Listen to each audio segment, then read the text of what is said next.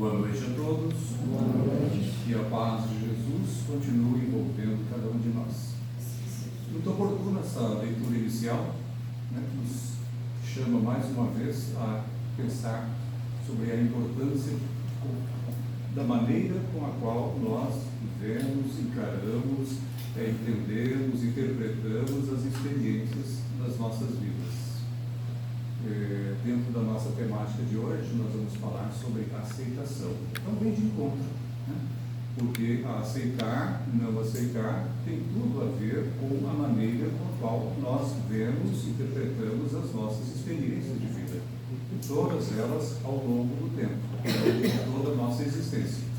E isso vai sempre fazer uma diferença imensa no nosso mundo interior, e nos nossos relacionamentos. Esse tema de hoje tem, aliás, uma grande ligação com o campo do relacionamento humano, que é o campo das nossas vivências diversas e é o campo mais importante, sem dúvida alguma, para o nosso crescimento.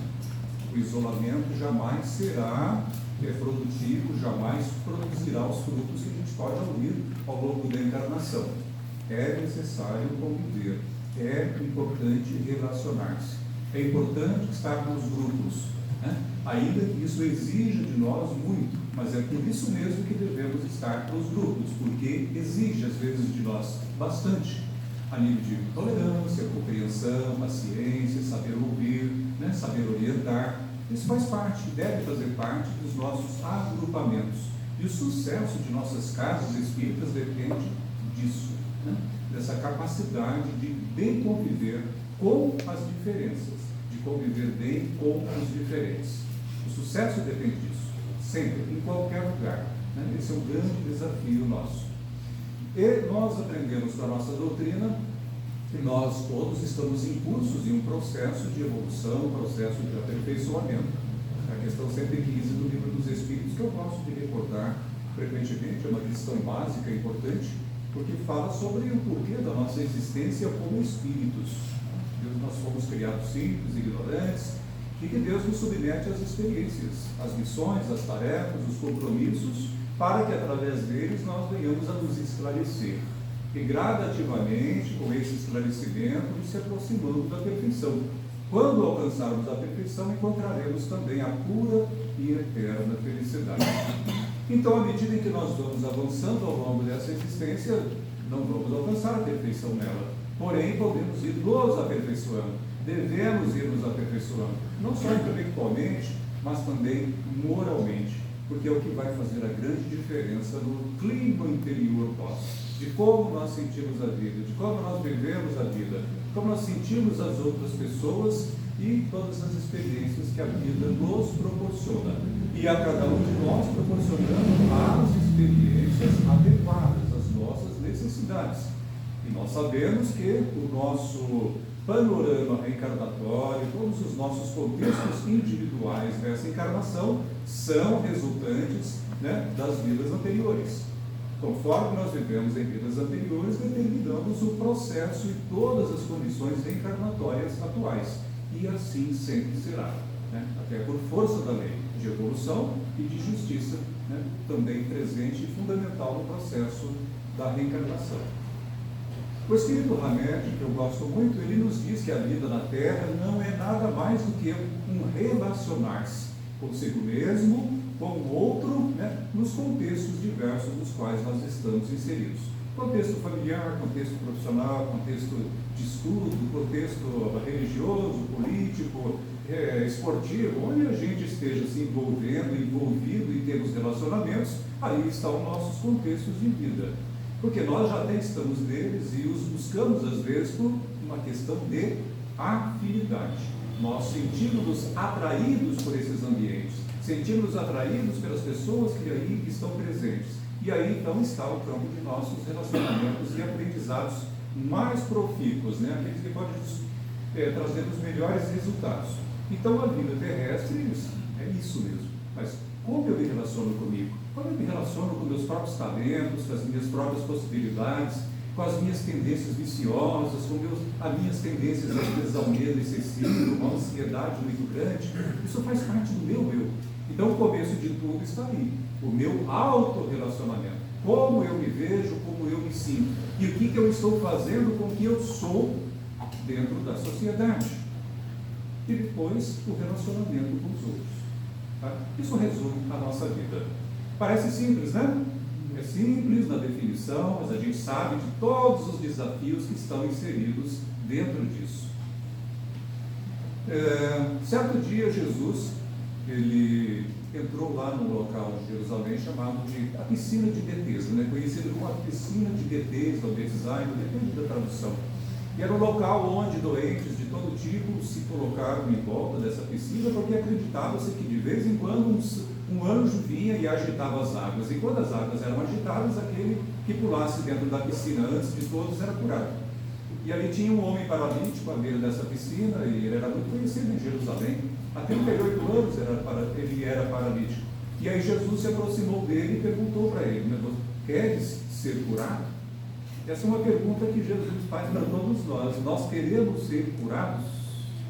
Mas curado de quê? Mas eu estou bem, não estou paralítico. Opa, nem sempre, às vezes, esse paralítico, eu chamei ele de paralítico paralisado, porque ele estava paralisado na borda da piscina. E nem todo paralítico é paralisado, concorda?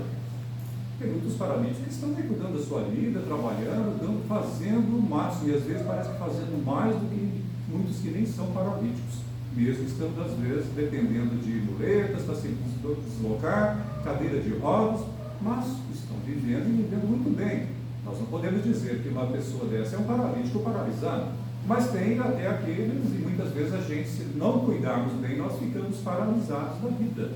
Aí é paralisia da alma. Bom, o paralítico respondeu para Jesus: olha, Senhor, toda vez que a água é agitada, ninguém vem me ajudar para que eu possa entrar na piscina. Bom, talvez não fosse bem essa a resposta que Jesus queria ouvir dele, mas é o que ele podia oferecer naquele momento. E Jesus o curou dessa mesma maneira. Mas o Espírito Hamed comenta para nós depois que ele deveria, se ele tivesse realmente, fosse o Senhor do seu destino, ele deveria ter respondido: sim, Senhor, eu quero ser curado. Que é o que nós também devemos falar, né? Antes de tudo, para nós mesmos, para a nossa consciência, para Deus. Eu também quero ser curado das minhas deficiências. Não quero ser um paralítico no mundo em relação a nada. Eu quero fazer maior uso e melhor uso do que eu sou, do que eu tenho, das minhas faculdades, porque eu as tenho e eu as trouxe com essa finalidade, de que elas sejam úteis às outras pessoas. Então ele coloca que o paralítico, na verdade, ao responder: Senhor, ninguém me ajuda, é uma tendência que às vezes a gente tem de querer se apoiar em outras pessoas, depender de outras pessoas, e não perceber que eu posso ser responsável, eu posso me mover, eu posso me curar, e nós podemos realmente nos curar. Se não podemos curar às vezes uma enfermidade do corpo, mas a enfermidade da alma só depende de nós, só depende de nós, do nosso desejo e do nosso querer. Não estamos falando de problemas psíquicos, de problemas congênitos, não. Nós estamos falando daquilo que está relacionado ao uso da vontade, da iniciativa, do fazer, do ir à frente, do se relacionar, do se esforçar para superar as próprias dificuldades. Isso só depende de nós, essa cura só depende de nós. Ah, mas eu fico fraco, às vezes eu fraquejo, eu faço coisas que eu deveria. Normal. Isso é aceitável, é o nosso momento evolutivo. Isso é normal no estágio atual. Mas nós podemos lançar mão da vontade, do querer e orar, fazer as nossas orações para transformar o nosso mundo interior quando a gente percebe que está sendo necessário fazer isso. Quando a gente se percebe perdendo a força, entristecendo, caindo, entrando naquela descida da depressão, aí é o momento de orar e é o momento também de se mexer, né? Jesus disse: levanta-te e anda. Ele estava falando isso para os paralíticos, os caídos em espírito. Quantas vezes ao longo da vida a gente pode se surpreender com um estado negativo de desânimo, de apatia? O desânimo é considerado um defeito, né, a ser superado através do uso da nossa vontade. Então é necessário, claro, aprender também a aceitar aquilo que a vida nos propõe, as experiências que a vida nos propõe, as pessoas do convívio que a vida nos propõe ao longo da existência. Mas é complicado conviver com aquela pessoa. Sim, é complicado, mas é necessário. E às vezes é oportuno. Oportuno significa oportunidade. É o momento de eu crescer, é o momento de eu aprender a ser mais tolerante, mais amável, né? Afastar os pensamentos de distanciamento, né? Enfim, é o esforço de cada um que fará a grande diferença em relação ao desenvolvimento pessoal. Mas tudo isso, obviamente, se baseia, antes de tudo, em aceitar as experiências que a vida nos propõe.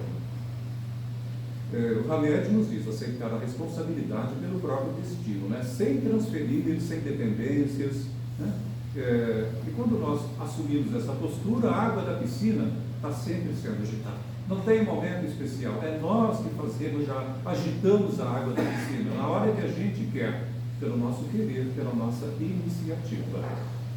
A doutora Elisabeth Kubler-Ross, que talvez já tenha citado aqui, ela era uma psiquiatra suíça, mas ela viveu grande parte da sua vida nos Estados Unidos, fazendo pesquisas na área do comportamento, atendendo pessoas muito doentes, pessoas terminais, e ela nos trouxe aqui uma escala de cinco comportamentos que ela costumava verificar, né, estarem presentes, ou 5, ou 4, ou pelo menos 3, em todos os casos que ela atendeu. E ele começava com a negação. Começa com a negação. Quando a pessoa às vezes se depara com uma situação muito difícil, complicada demais na vida, às vezes ela começa a falar, não é possível, isso não está acontecendo comigo, né? É um pesadelo, eu quero acordar disso. Outro dia eu vi na televisão lá, um rapaz lá na faixa de Gaza, lá naquele conflito horroroso que está vendo lá, né? Ele dando a entrevista, olha, parece um pesadelo e a gente quer acordar desse pesadelo. Imagina, gente, que ali é o verdadeiro apocalipse, né? Olha, ali é um momento apocalíptico para quem está vivendo aquilo ali. Dramático. Nós aqui estamos no paraíso. Concorda?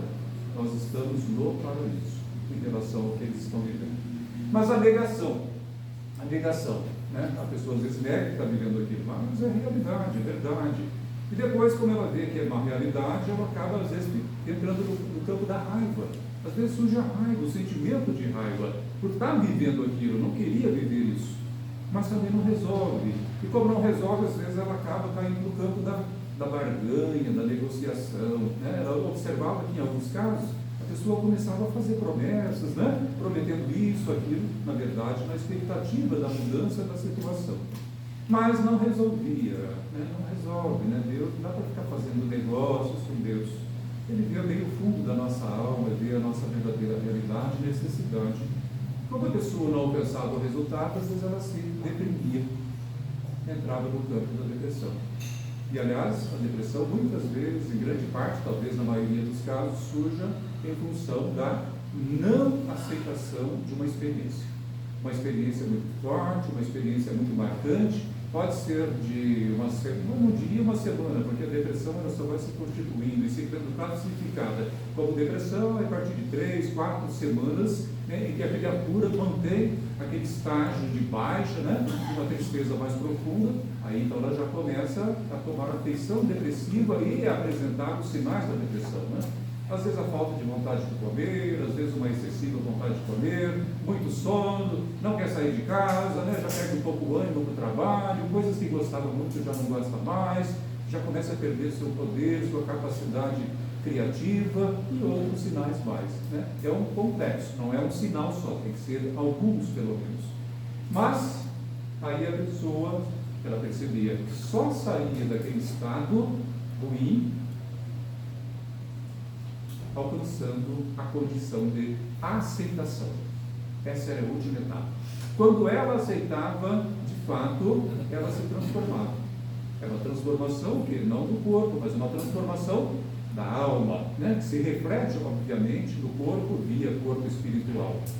Então, aí, um grande aprendizado para nós diante das experiências que nós vivemos. Não ficar apegados, né, à não aceitação, ao estado conflituoso. Estou vivendo isso, mas não queria estar vivendo isso.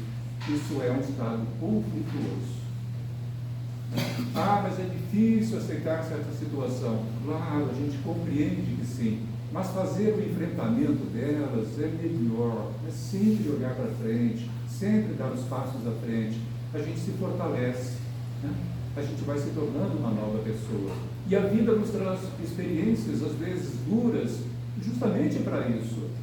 Alguém está vivendo a experiência dura, às vezes nem é a gente, na nossa saúde, é um irmão, um pai, um filho, um amigo, uma pessoa querida, mas a gente está tendo a oportunidade de vivenciar de nosso lado aquilo que é possível vivenciar, auxiliando, compreendendo, perdoando, e, enfim, avançando dessa maneira.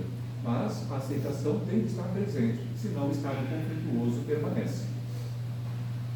Eu já dei aqui um exemplo uma vez de um rapaz, um artista, né, que a família dele passou a não aceitar o trabalho dele, que ele fazia, a família foi se tornando-se evangélica e começou a criar obstáculos para ele. E então ele foi deixando de lado aquilo que era o ganha-pão dele, a profissão dele, o trabalho dele e a alegria dele, né? Esses talentos que a criatura traz muito desenvolvidos no campo da arte, eles foram cultivados ao longo de muitos e muitos séculos e muitas vidas. Então, à medida que foi se desenvolvendo esse talento, pelas experiências sucessivas na carne e fora da carne, todo um campo de emoção positiva foi se associando àquilo.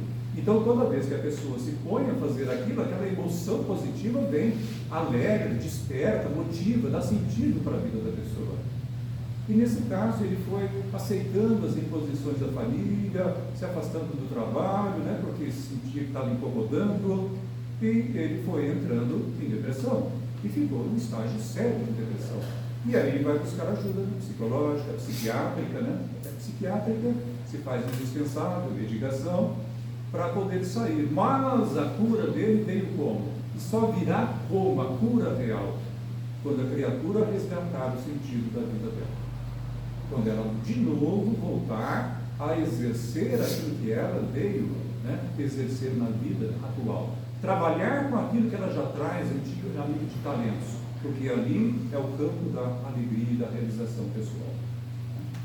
E ele, aos poucos, foi fazendo isso, mas de repente até se afastando da família, levando a sua vida pessoal, independente, né, já é um rapaz, um moço, que poderia fazer muito bem isso, já que às vezes fica inconciliável, né? Fica inconciliável, o ambiente nunca vai ficar favorável.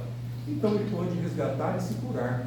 E aí deixa a medicação vai sendo deixada de lado e a um certo momento ela não vai ser necessária mais, porque o organismo voltou a produzir todos aqueles hormônios necessários para que a sensação de alegria, de motivação, volte, né? Se restaure no espírito da criatura. A Joana de Ângeles nos fala, a Joana de Ângeles é a aventura do Divaldo, né? Vocês conhecem, uma série de obras maravilhosas na área do comportamento, muito profundas. Amigos meus, psicólogos, falaram: olha, essa aqui é uma psicologia de ponta, isso que é a psicologia do futuro, né? E envolve a questão reencarnatória, sem dúvida alguma, senão não tem jeito, né? Muita coisa fica inexplicável sem a reencarnação. Não tem como, né? Você tem que aceitar, fora da reencarnação, o dogmatismo, a imposição. Porque Deus quis assim, né? Porque tem que ser assim. Bom, mas nós temos um caminho diferente para compreender tudo isso racionalmente, as experiências da vida, através da lei de reencarnação. E a Joana de Ângeles nos fala que nós, o ser humano, está preparado para todas as perdas, para qualquer tipo de perda, menos uma, que é a perda do sentido existencial. Quando a criatura perde o sentido de vida, a direção, o porquê da vida, né, não encontra mais motivação alguma, aí ela perdeu o sentido existencial. E aí, o que fazer? Procurar um médico? Não, o médico não vai te devolver o sentido existencial. O psiquiatra, ele pode até te dar uns toques, com certeza, né? Porque ele estudou também muito na área do comportamento para ajudar. Mas é preciso que a criatura coloque como meta resgatar o seu sentido de vida. E por onde fazer isso? Pelas vocações, por aquilo que a criatura já traz desenvolvido, aquilo que ela já cultivou em muitas vidas. Então, às vezes eu falo, mas eu não cultivei, não sei de nada, não me conheço. Então, procure ajuda. Né? Existem testes psicológicos que nos ajudam no autoconhecimento, para ver nossas tendências positivas, nossas tendências negativas, né? Onde a gente pode se encaixar. Existem caminhos, existem possibilidades para isso. E então, pouco a pouco, né? É que às vezes a pessoa não valoriza o que ela tem. Ela acha aquilo que ela traz, as possibilidades dela, ela acha que todo mundo é melhor, né? Que aquilo não é nada, aquilo... Gente, não é isso. Né? O pensamento tem que ser outro, se conhecer, se perceber, identificar o que se é, o que se sabe, o que você tem facilidade de fazer e buscar esse caminho. Esse é o caminho da felicidade, é o caminho da realização pessoal. Mas é preciso essa autoaceitação. Aceitar o que se faz é o suficiente para se realizar. O Hamed comentando, usando esse caso do artista, né? Vejam bem, ele, num primeiro momento, o que ele fez? Ele aceitou a imposição da família, certo? E adoeceu. Por quê? Porque ele negou a sua identidade, ele negou o seu potencial, e ele fugiu do seu sentido existencial de vida. E aí desaparece toda a alegria, aí vem a tristeza, a depressão, inevitavelmente, né? Perda total de público. Então, há situações em que nós devemos aceitar, né? Alguém que adoeceu na família, alguém que está passando por algo muito sério, algum acidente inexplicável. Há coisas a serem aceitas, mas tem coisas que não devem ser aceitas. Ele aceitou aquilo que não deveria aceitar, mesmo que tivessem que se afastar para isso, para viver a sua verdade na sua liberdade, obviamente. Então, tem casos em que nós somos chamados a aceitar. Isso implica, às vezes, em responsabilidade. Como um caso que eu posso citar, da pessoa que perdeu a mãe, já estava lá mais de seus 40 anos de idade, e a filha, né? E a pessoa, uma imensa dificuldade em conviver com aquele panorama novo, porque a ligação entre ambas era muito profunda, e muito amor da filha com a mãe. Então ficou um buraco, ficou um vazio. E os meses vêm, os meses vão, e a criatura não aceita aquela situação, né? Ela tem dificuldade de conviver sem a presença daquela pessoa tão importante que fazia diferença no seu dia a dia. E aí, então, permanecendo, né? A permanência por muito tempo num estado negativo começa a gerar sinais no campo psicológico, sinais negativos de enfermidades. A depressão é uma delas. Mas é a permanência por muito tempo naquele estado que vai gerar a depressão. Não é uma semana, 2 semanas, que a gente tem todo o direito de ficar triste, de chorar, sentir saudade, porém, isso tem que ter um prazo. Isso tem que terminar. Não pode ficar 6 meses nisso. Não pode ficar, aliás, nem 3 meses nisso. O ideal é que em algumas semanas a gente se liberte dessa situação e comece a reorganizar a própria vida. E ela não fez isso, e aí então ela estava adoecida, porque ela não aceitava. Ela estava revoltada, não, na verdade ela simplesmente caída, né? Abatida, apagada pela vida, e todo o trabalho teve que ser feito para ajudá-la a mudar essa maneira de pensar e de sentir, né, em relação à vida. E isso implica o quê? Responsabilidade.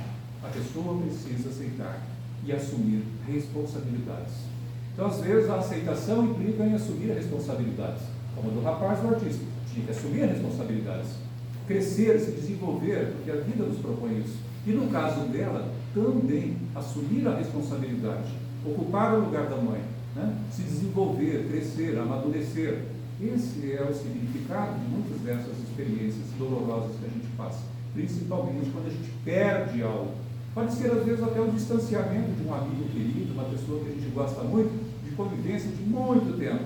Mas fica, às vezes, um vazio, mas é o momento de assumir mais responsabilidades, ampliar o círculo de amizades, dentro de uma casa espírita ou qualquer agrupamento que a gente venha a vivenciar e assumir responsabilidades. Muitas vezes a gente se vê meio que só, meio que abandonado, mas é o momento do crescimento pessoal, né? É o que o Espírito Emmanuel nos fala. E quando a gente tem encargos muito difíceis, aqueles que nos parecem complicados, o Espírito Emmanuel nos diz que é um privilégio, que que a pessoa privilegiada, é um privilégio espiritual ter a oportunidade de assumir e desempenhar compromissos muito difíceis. Mas essa é a nossa maneira de ver, normalmente? Não é, né? Não é assim que a gente vê, né? Ah, não estou preparado, não estou preparada. É verdade, às vezes a gente não está tão preparado, mas é por isso mesmo. Mas já existe o preparo, a criatura já traz do berço condições para aquilo. Ela já traz. Né? Ela pode querer negar, fugir, ficar com raiva, aquela sequência de sentimentos que a gente colocou agora há pouco aqui. Porém, ela já tem preparo para desempenhar, e desempenhar bem, e crescer com aquela experiência. Mas é preciso aceitar esses chamados, né? Aceitar esses chamados que a vida propõe. O Hamed nos comenta que aceitar não é suportar qualquer tipo de desrespeito à nossa pessoa. A pessoa te humilha, te machuca, te idoliza. A gente não é obrigado a aceitar tudo. Né? Aquilo até nos rebaixa como pessoa, que tenta tirar a nossa personalidade, a nossa identidade. Não, de forma alguma. Também não vamos brigar, né? Não vamos entrar em atrito e ficar o tempo todo brigando, não é por aí. Autorrespeito, né? Autorrespeito também.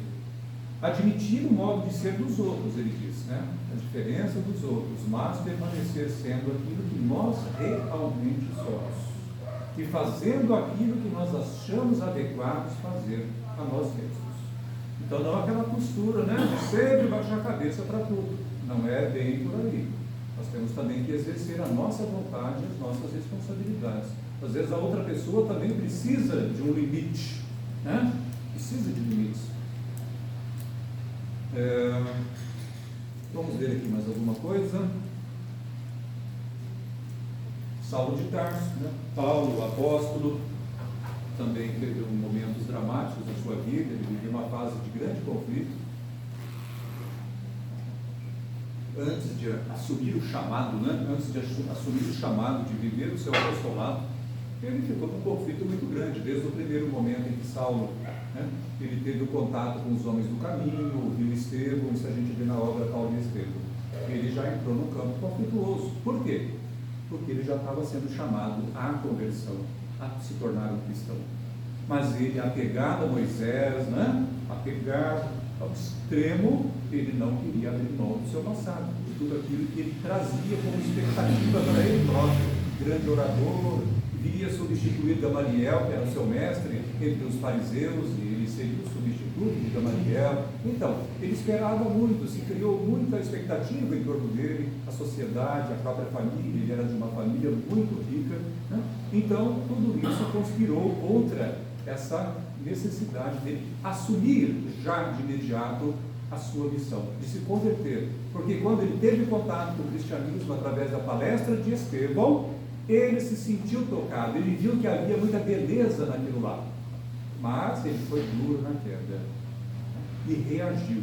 Ao invés de agir, ele reagiu, né? Fez exatamente o que não deveria fazer, e encetou todo um trabalho de perseguição aos cristãos, tentando eliminar o quê? Eliminar cristãos, eliminar aquela ideia, mas na verdade ele estava procurando inconscientemente eliminar o conflito dele, o conflito que ele estava vivenciando. Porque ele sabia que precisava assumir a tarefa, mas, assumindo a tarefa, ele teria que renunciar a todas as expectativas que ele, a família, o meio farisaico criou em torno dele, de ser um grande líder, de viver vestido de uma forma impressionante, né? Como vivia. A gente pega as ilustrações, filmes sobre aquela época, como vestiam-se os fariseus, os líderes do Sinédrio, uma coisa assim, impacta, né? Uma coisa incrível. E os homens do caminho viviam da forma mais simples possível, porque até a maioria deles eram pescadores, e o próprio Cristo se vestia da maneira mais simples, a túnica mais simples possível. Então ele teria que abandonar tudo, mudar totalmente de vida, e isso não cabia dentro dele, né? E aí o conflito imenso. Até o dia em que ele teve o contato com Jesus, no deserto. E Jesus se apresentou para ele. Por que para ele e não para outros? Né? Para ele, porque ele tinha uma grande missão a desempenhar. Ele reencarnou com a missão. Ele tinha essa possibilidade de fazer e depois ele veio a fazer. Mas ele precisou romper com essa barreira. tornar-se cristão, identificar que aquela criatura se apresentou para ele, apareceu para ele no deserto, era Jesus. Ele perceber que todos aqueles homens do caminho estavam com a verdade e ele não. Então, a partir daquele momento, ele se converteu. Só que não sabia o que fazer a partir dali. Então, ele pergunta a Jesus, né? O que queres que eu faça? E aí é o início de todo o trabalho dele. E foi muito difícil, com grandes dificuldades. Em poucos dias ele já estava achando que poderia já sair pregando, né, como cristão, porque ele era muito reconhecido, né, admirado. Então ele já foi pregar na sinagoga de Damasco, e ele teve que sair praticamente corrido, teve que fugir da cidade dentro de um cesto de vinho, numa segunda ocasião, né? Vejam só, porque ainda o homem velho estava falando muito alto. Ele achava que é só operar uma pouca mudança e ele pronto, já continuaria. Não, ele precisou passar por anos de preparação, anos, inclusive no deserto, inclusive em Tarso, a sua cidade natal. E teve um momento dramático da vida dele, que eu entendo que foi o batismo verdadeiro dele. Foi quando ele foi ao encontro do Pai, em Tarso. Ele estava em extremas dificuldades, né? Humilhado pela vida. Nem os seguidores de Jesus aceitaram ele na casa do caminho, porque tinham receio, mas não é possível que ele se converteu, né? Achavam que aquilo poderia ser um engodo, né? Mas ele tinha se convertido mesmo, mas o temiam. E a própria presença dele na casa do caminho, entre os homens do caminho, os primeiros cristãos, já não era uma coisa boa, né? Porque ele estava sendo perseguido pelos judeus, pelo poder judaico. Aí então ele se afasta para se preparar de fato para a sua missão. Então ele teve que aceitar muitas vezes, né, muitas coisas, para poder adquirir a condição de trabalho.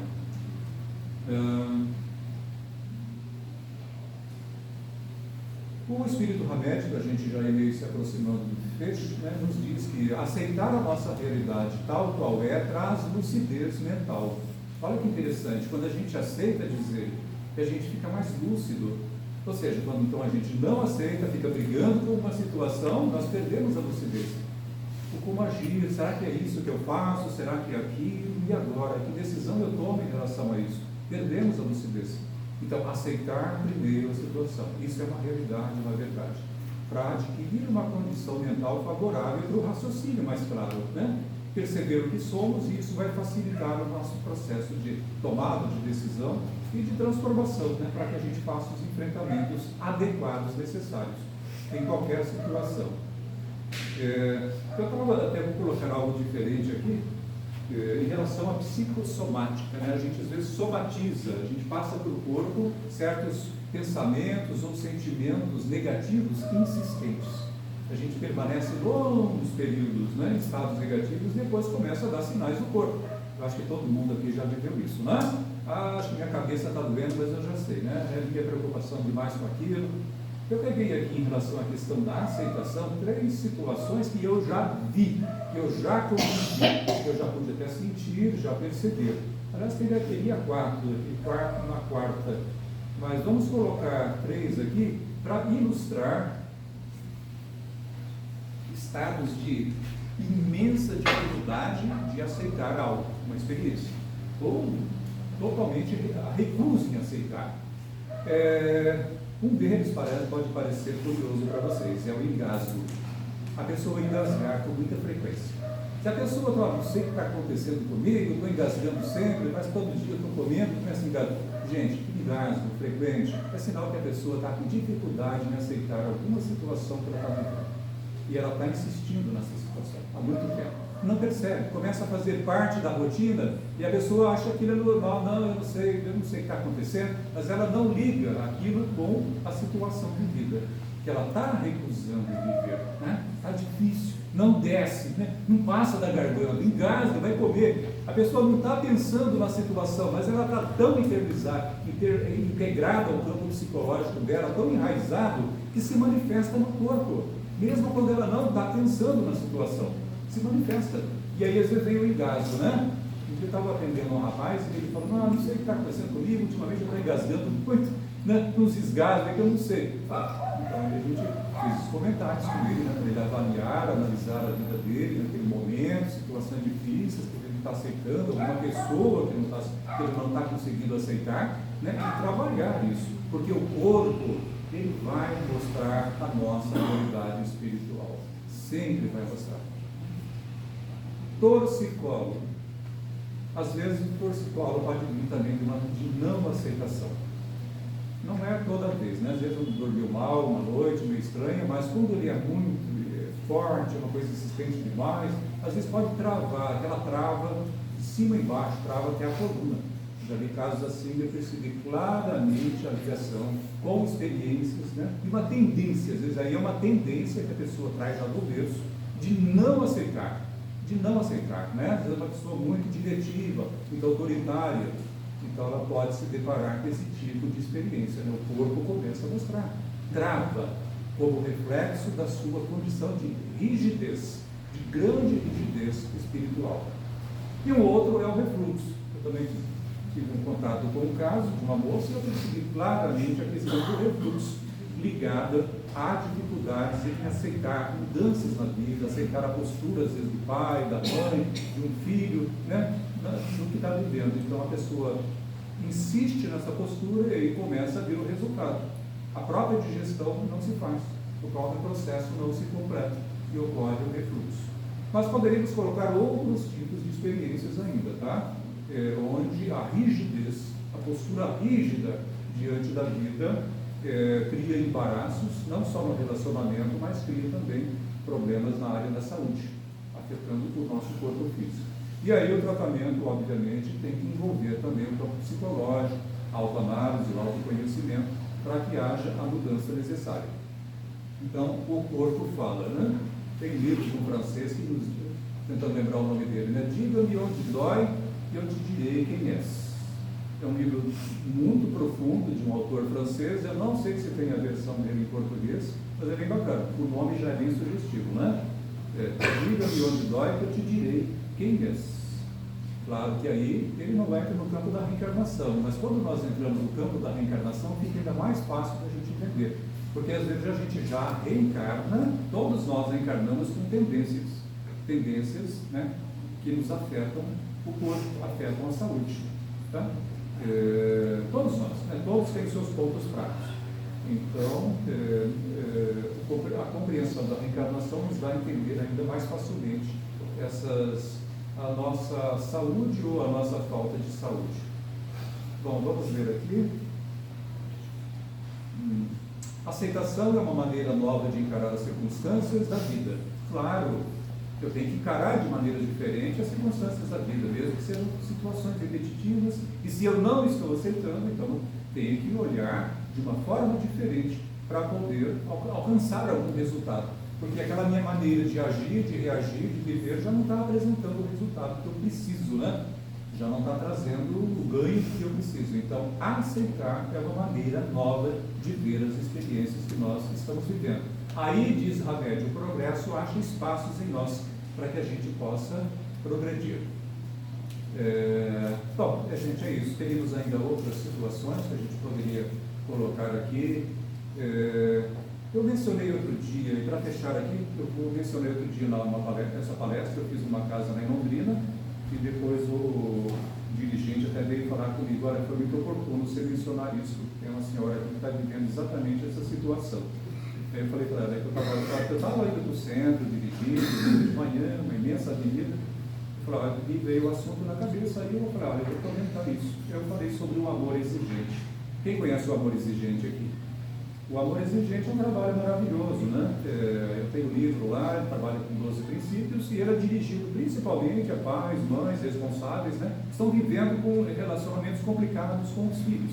Normalmente são dependentes químicos, né? E o pai, mãe, o responsável não sabe como agir com aquela situação, está perdido, desorientado, né? Às vezes age de uma maneira, depois age de outra, ou age de uma forma, depois se arrepende, acha que eu devia ter feito isso, devia ter feito aquilo. Então ele é um caminho para ajudar a pessoa, não só a entender, mas a aceitar a vivência, mas também responder positivamente e adequadamente nessa convivência difícil que ela tem.